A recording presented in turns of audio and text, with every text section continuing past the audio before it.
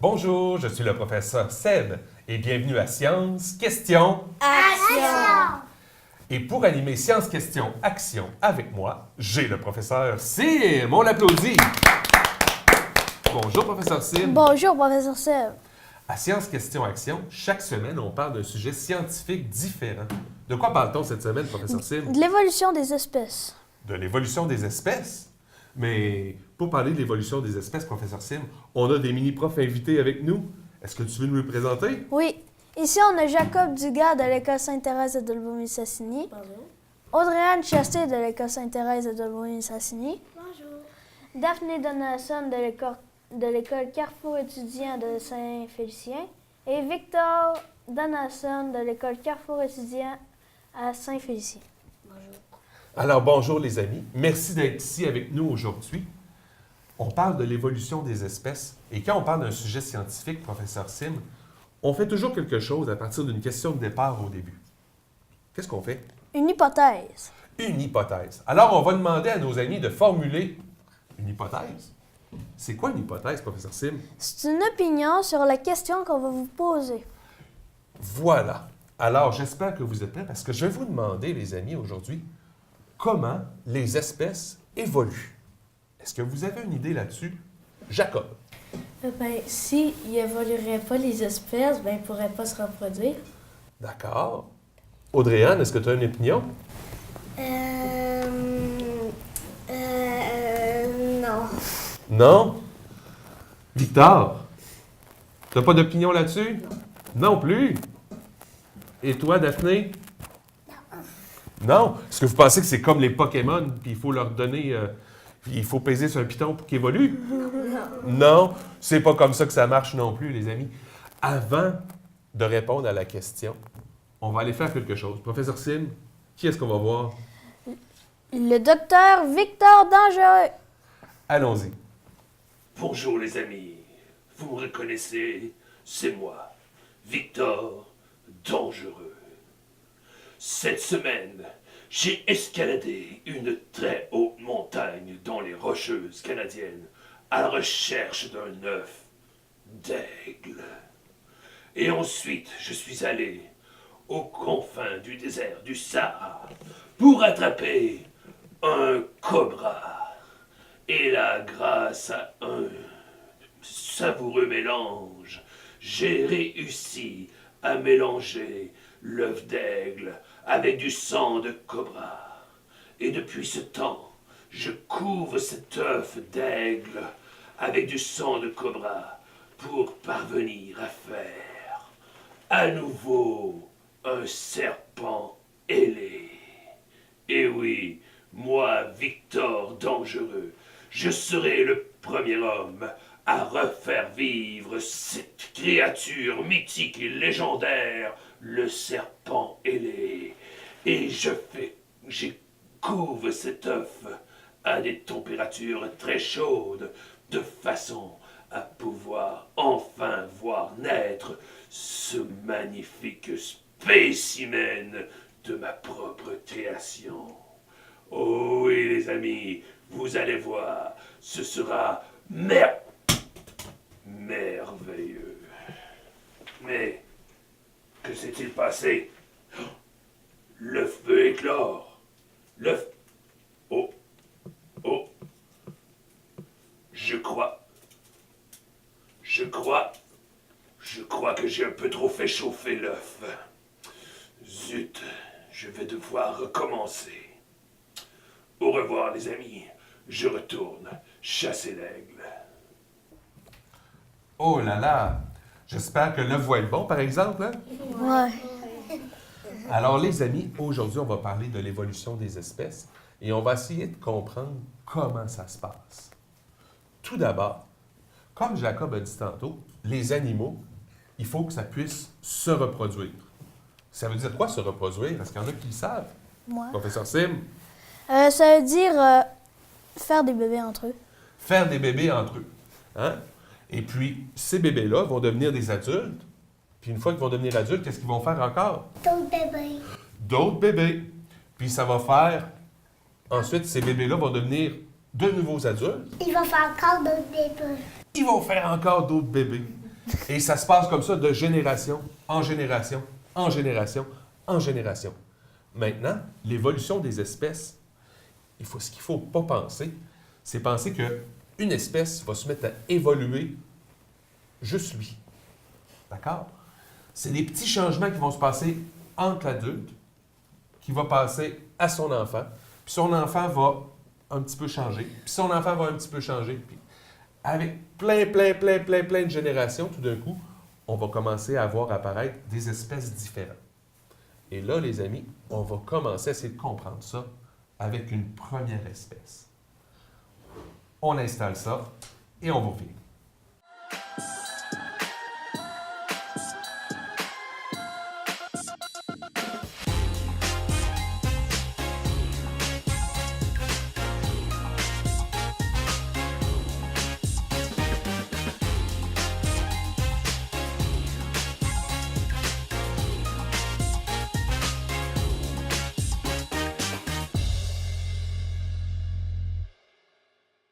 On est tous d'accord que dans les animaux, il y en a des grands, il y en a des petits. Donc, ici, on a 3 animaux. Il y en a des plus grands, il y en a des plus petits. Et on a dit qu'ils étaient quoi? Herbivores. Ça veut dire quoi, herbivore? Ça veut dire Audrey-Anne? Ça veut dire qu'ils mangent de l'herbe et des fruits. Ils mangent de l'herbe, des fruits, des feuilles. Alors, nos animaux vont commencer à se nourrir. Ils vont manger. Puis quand ils mangent, ben, ce qu'on mange, est-ce que c'est encore là? Non. Non. Parfait. Ils vont continuer à manger. Chacun va manger de l'herbe. Oh. Et là, tout d'un coup, il y en a qui vont manger de l'herbe. Donc, les petits vont pouvoir manger de l'herbe encore. Les moyens aussi. Puis le grand, qu'est-ce que vous pensez qu'il va faire? Il va manger les feuilles d'arbre, hein? Oui. Oh. Et là, pensez-vous que le petit va être capable d'attraper les feuilles d'arbre? Non. Non, hein? Pensez-vous que le moyen va être capable d'attraper les feuilles d'arbre? Peut-être. Puis le grand, pour lui, ça va être plus facile? Oui. Oui. Alors, c'est qui va devenir le plus fort dans eux autres? Est-ce que c'est les grands ou les petits? Victor? Le grand. Le grand va devenir plus fort. Le grand va devenir effectivement plus fort. Puis s'il est plus fort, est-ce que c'est probablement lui qui va avoir le plus de chances d'avoir des bébés forts? Oui. Non. Non. Non. Est-ce que c'est probablement lui qui va avoir plus de chances d'avoir des bébés? Non. Non, oui, peut-être. Bien, effectivement, c'est lui qui va avoir plus de chances d'avoir des bébés parce qu'il va être plus en forme. Hein? Puis ça va être lui aussi qui va être capable de ramasser plus de nourriture pour le donner à ses bébés plus tard. D'accord? Parce que si son papa ou sa maman est grande, il peut attraper les feuilles puis les donner à son bébé pour qu'il puisse grandir. Donc, les plus grands vont être plus chanceux, puis les plus petits, dans ce cas-là, vont être moins chanceux. Donc, comme il va y avoir de plus en plus de grands chanceux, puis de moins en moins de petits chanceux, bien, progressivement, on va voir apparaître, on va voir que dans ces animaux-là, les plus grands vont apparaître plus souvent. Donc, on recommence. On imagine qu'on est rendu plusieurs générations plus tard, avec du monde qui sont un peu plus grands. Tout le monde se nourrit, tout le monde se nourrit, et encore là, dans les arbres, c'est encore les plus grands qui ont plus de chances d'attraper la nourriture. Fait que petit à petit, les animaux de cette espèce-là vont devenir de plus en plus grands. Oui, hein? Ils sont rendus plus grands parce que c'est tout le temps les plus grands qui font des bébés avec les plus grands, qui font des bébés de plus en plus grands. Donc, ça se passe toujours comme ça pour cette espèce-là. Alors, qu'est-ce qui se passe avec cet animal-là? Il grandit. Les plus chanceux se mettent à avoir des pattes plus longues, des coups plus longs. Ça commence à ressembler à quoi, ça? Une girafe. Une girafe. Puis en commençant, ça ressemblait à un chameau. Ça ressemblait à un chameau, pas de bosse, ou à une grosse vache. Hein? Donc, Mais ça n'a pas la bonne couleur. ça n'a pas la bonne couleur, effectivement. Alors, les amis, les espèces peuvent évoluer de cette façon-là. Et c'est comme ça aussi que les girafes sont venues avoir un long cou. Mais ça ne s'est pas passé en 1 mois, en 2 mois, en 2 ans. Ça s'est passé sur des centaines et des milliers d'années, voire même des dizaines de milliers d'années, avant que les girafes, petit à petit, se viennent à avoir des longs bras. Trouvez-vous que c'est juste pour les plus petits? Non. Non. Hein?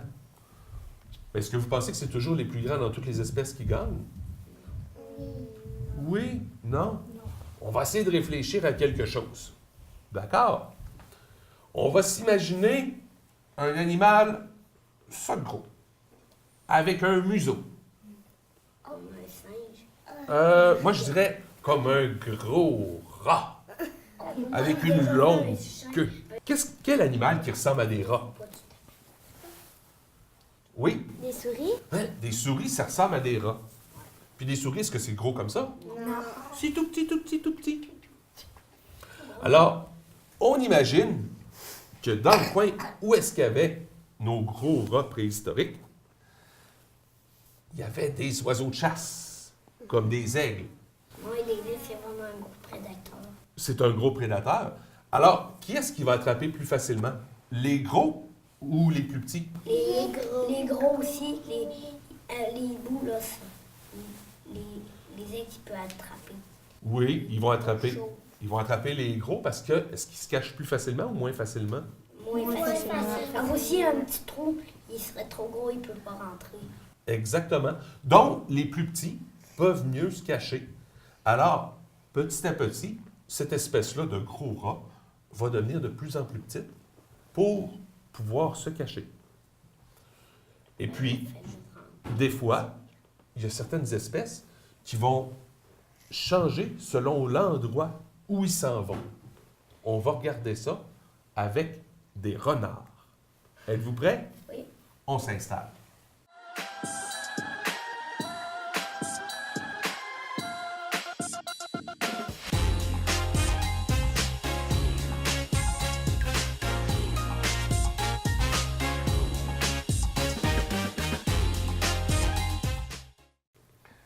Les amis, ici, on a une espèce particulière de renard. Est-ce qu'il y en a parmi vous qui connaissent ce renard-là? Oui? Le renard roux? Ça ressemble un peu au renard roux, mais il est beaucoup plus petit. Professeur Sim, c'est quoi ce renard-là? Je sais pas. Vous savez pas? Non. C'est un fennec. C'est un tout petit renard, tout petit, qui vit dans le désert. Et puis, ce renard-là a de très, très longues oreilles. Il est tout petit et il vit surtout la nuit. Le jour, il dort. Mais ça ressemble à un renard. Oui. Alors, ce renard-là, comme le renard roux, est-ce qu'on peut voir le renard roux, professeur Sim? Le renard roux sont deux espèces de renards qui ont évolué différemment. Comment ça s'est passé? Alors, imaginons qu'on avait des renards. Il y en avait des plus grands, des plus petits, à un endroit. Et ces renards-là ont déménagé. Parce que soit il n'y avait plus assez de nourriture à un endroit. Certains ont déménagé dans des parties plus tempérées, où est-ce qu'il y avait différentes saisons. Et une autre espèce est allée dans les endroits plus chauds, plus arides, comme le désert. Et dans le désert, le jour, il fait très, très chaud, hein? Oui. Alors, c'est très difficile de résister à la chaleur. Donc, il fallait qu'ils se trouvent des endroits pour se cacher, pour dormir. Alors, les plus petits avaient plus de chances de se trouver des bonnes cachettes pour se protéger du soleil. N'est-ce pas? C'est plus facile de se cacher quand on est plus petit, hein? Si on joue à la cachette, est-ce que ça va être plus difficile de trouver Daphné ou de trouver le professeur Seb? Ou le professeur Sim? Hein? Professeur Sim. Daphné. Hein, elle va mieux se cacher que moi, hein? Ouais. Oui. Parce qu'elle prend moins de place, elle peut se prendre des plus petites cachettes. Je suis la plus petite. Oui, t'es la plus petite. Donc, les plus petits peuvent mieux se cacher. Puis, se cacher et vivre la nuit, il faut avoir des bons yeux qui sont capables de voir la nuit. Donc, ceux qui voyaient mieux la nuit pouvaient mieux chasser. Donc, petit à petit, de génération en génération, hein, ces renards-là se sont mis à mieux voir la nuit, à être de plus en plus petits, Puis leurs grandes oreilles, plus longues que celles d'un renard roux, permettent d'entendre mieux. N'est-ce pas? Avec leurs grandes oreilles, ils peuvent entendre mieux les bruits, donc mieux entendre les proies à chasser la nuit. Mais on imagine aussi que notre renard roux, il y en a qui sont allés dans des endroits plus chauds, mais il y en a qui sont allés dans les endroits plus froids. Qu'est-ce que ça prend pour vivre dans le froid? Qu'est-ce que ça prend pour vivre dans le froid? Victor? Chaud. Ça prend quelque chose de chaud, ça prend de la grosse fourrure, hein? Oui. Ensuite, est-ce que vous pensez que c'est mieux d'avoir des petites oreilles puis un petit museau ou des grandes oreilles puis un grand museau dans le froid? Des grandes oreilles. Des petits. Petit? OK. Si mon nez est très long puis je vais dehors, est-ce que c'est facile de le cacher pour pas qu'il gèle? Non. Non. Fait qu'on est mieux d'avoir un petit nez pour le cacher, hein? Même chose pour les oreilles. D'accord? Et c'est pour pas qu'on voit nos oreilles. Oui, pour pas qu'on gèle les oreilles. Puis aussi, est-ce que c'est mieux d'avoir une petite fourrure ou une grosse fourrure? Gros. Une grosse fourrure. Alors, on va aller voir un renard qui s'est bien adapté au froid. Allons voir ça. Oh! On a un renard arctique ici qui vient d'apparaître. Donc, vous voyez, ce renard-là a une fourrure beaucoup plus épaisse et a une fourrure des oreilles plus petites, un museau plus court, Comme un chien. comme un chien, oui, il ressemble un peu à un chien. Alors, il est mieux adapté à la neige. Donc, ce type de renard-là vit mieux dans le froid. Alors, ce que ça veut dire, c'est que les espèces évoluent pour s'adapter à leur environnement. Vous comprenez? Oui? Super.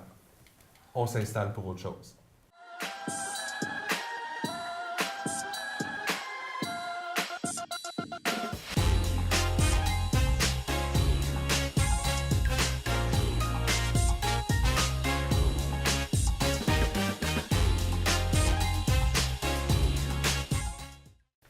Les amis, là, j'ai besoin qu'on réfléchisse. Qu'est-ce qu'on a besoin pour vivre? Nous, les humains ou les animaux? On a besoin de quoi? Jacob? De l'eau. On a besoin d'eau. Tout le monde a besoin d'eau. Ensuite, Audrey-Anne. On a besoin de la famille. On a besoin d'une famille, hein? Oui. Ensuite, Victor. Besoin de dormir. On a besoin de dormir. On a besoin d'oxygène. De? D'oxygène. On a besoin d'oxygène. Oui, il faut respirer, ça c'est sûr. Ensuite, est-ce qu'on a besoin de se protéger quand il fait pas beau? Ouais. Est-ce qu'on a besoin de manger? Oui. Oui. Oui. Et professeur Sim, est-ce qu'il faut parfois se protéger d'autres sortes d'animaux? Oui. Oui. Penses-tu? Imagine là, que tu es une souris, est-ce qu'il faut que tu te protèges de certains animaux? Oui. Sinon, qu'est-ce qui va arriver avec toi? On va Tu vas mourir. Ouais. va se faire manger. On va se faire manger. Donc, on a besoin de toutes sortes de besoins comme ça pour pouvoir vivre, pouvoir survivre. D'accord? Donc, chaque animal s'adapte de façon à pouvoir se protéger, se nourrir, pouvoir se trouver un abri. Donc, il développe toutes sortes de stratégies, que ce soit des stratégies pour se cacher, des stratégies pour se déplacer, pour éviter d'être mangé ou pour pouvoir manger. On va aller voir avec certains animaux. Je vais vous demander tout le monde de réfléchir à des animaux. Est-ce que tout le monde a pensé à son animal? Oui. Oui, parfait. Alors, on va demander à Victor. C'est quoi ton animal? Chameau. Un chameau. Un chameau. Un chameau, ça vit où? Dans le désert. Dans le désert. Puis qu'est-ce que ça a de spécial, un chameau? Oui, Une Jacob. bosse. Ça a une bosse? Deux. Deux bosses. Oui, Ça a des bosses? une autre sorte de chameau, il y a une bosse. Oui, le dromadaire. Ouais. Qu'est-ce qu'il y a dans ces bosses-là? Oui, De l'eau. de l'eau, de la... Nourriture. C'est des réserves, hein? C'est Du des gras, réserves. c'est du gras. C'est du gras. C'est des réserves. Et est-ce qu'il y a beaucoup de nourriture dans le désert? Non. Non. Alors, le chameau a réussi à s'adapter à son climat. Pourquoi? Parce qu'il est capable de se faire des grosses réserves. Des grosses réserves à l'intérieur de lui. Donc, ceux qui survivaient le plus, c'est justement ceux qui avaient de plus grosses réserves, parce que des fois, ils veulent passer des jours et des jours sans pouvoir se nourrir. On va y aller avec un autre animal. Daphné. Chat. Un chat? Un chat. Un chat, c'est un animal domestique. Ça veut dire quoi, un animal domestique? Audrey-Anne? Ça veut dire qu'on peut l'adopter et l'amener chez nous. On peut l'adopter et l'amener chez nous. Toi, est-ce que tu as des animaux domestiques, professeur Sim? Oui, j'ai un chien. Tu as un chien. Alors, un chat, c'est un animal domestique. Moi, Mais j'avais 2 chats, 3 chiens, des poissons, puis tu as beaucoup d'animaux domestiques. 2 chats. Maintenant, les animaux domestiques, le chat, ça ressemble à quel animal, un chat? Est-ce que ça ressemble à un animal sauvage? Oui. Ça ressemble à un tigre ou un lion. Ça ressemble à un tigre, Un lion. lynx. À un lynx, oui. Il a dit ma réponse. Ah! Donc, ça fait partie de la famille des félins. Donc, les chats, ce sont de petits félins, OK? Qui, à l'origine, les gens domestiquaient, surtout pour chasser. Chasser quoi? Les souris. Les souris. Les souris qui mangeaient les récoltes des cultivateurs. Donc, ce sont des petits félins qui n'étaient pas très dangereux pour les humains, qui pouvaient se nourrir de petits animaux comme ça, et on s'est mis à les domestiquer. Donc, ce sont des animaux, OK, qui se sont reproduits avec des tout-petits, pas trop dangereux pour les humains, OK? Donc, c'est une façon de s'adapter. Toi, Jacob, as-tu un animal? Un dauphin. Un dauphin. Un dauphin, c'est un mammifère qui vit dans l'eau, n'est-ce pas? Ouais. Oui. Ensuite, qu'est-ce qu'il y a de spécial, le dauphin? Qu'est-ce qu'il mange? Il mange des poissons. Il mange des poissons. Oui. Puis, est-ce qu'il nage vite? Oui. Puis un long nez. Puis, il a un long nez. Donc, le fait qu'il ait un long nez, le fait qu'il nage vite, c'est toutes des caractéristiques qui lui permettent de bien vivre dans son milieu, de se protéger. Il est assez gros. Est-ce qu'il peut se faire attaquer par Ouais. des dauphins? Des requins. Par des requins? Ouais. Oui. Puis est-ce qu'il est capable de se défendre contre les requins? Oui, il peut même les tuer. Il peut même les tuer? Non, il peut juste aller full vite. Il peut On pas s'en les fout. attraper. Moi, j'ai- les requins. Mais moi, j'ai lu dans un livre qu'avec son long nez, il y avait un requin qui arrivait, puis lui, avec son long nez, il frappait dans les branchies. Oui. Puis là, il se brisait, puis le requin pouvait plus respirer. Oh, alors il est capable de se défendre aussi. Donc, c'est des caractéristiques qui lui aident à survivre. Donc, le dauphin est bien adapté à son milieu. Et toi, Audrey-Anne, c'est quoi l'animal que tu as? Un pet. Un paon. Vous savez, c'est quoi un paon? Oui. Ça ressemble à une grosse dinde, une grosse poule, avec une très, très, très, très, très, très belle queue. Puis sur sa belle queue, il y a plein de petites taches qui ressemblent à quoi, professeur Sim? Des yeux. Qui ressemblent à des yeux. Pourquoi pensez-vous que ça ressemble à des yeux sur ses plumes? Oui, Pour effrayer ses ennemis. pour effrayer ses ennemis. Donc, ça lui permet d'essayer de faire peur aux autres pour ne pas se faire déranger. Et là, il y a toutes sortes d'animaux qui utilisent des stratégies comme ça. Avez-vous déjà vu des petites chenilles vertes sur des feuilles? Ouais. Pourquoi vous pensez qu'ils vivent sur les feuilles, ces petites chenilles vertes-là? Oui. Parce qu'il mange des feuilles. Ils mangent des feuilles, puis ensuite, est-ce qu'on les voit bien sur les feuilles, les chenilles vertes?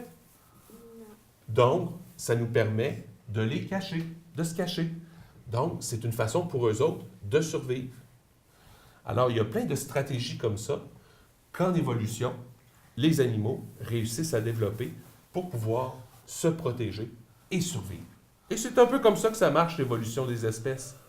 Pour pouvoir survivre, il faut avoir des caractéristiques pour s'adapter à notre milieu. Maintenant, les amis, on a appris beaucoup de choses aujourd'hui. On va voir si vous avez bien retenu.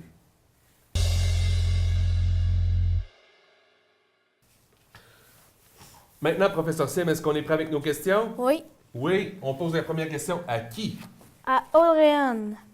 Nomme-moi des besoins vitaux pour une espèce.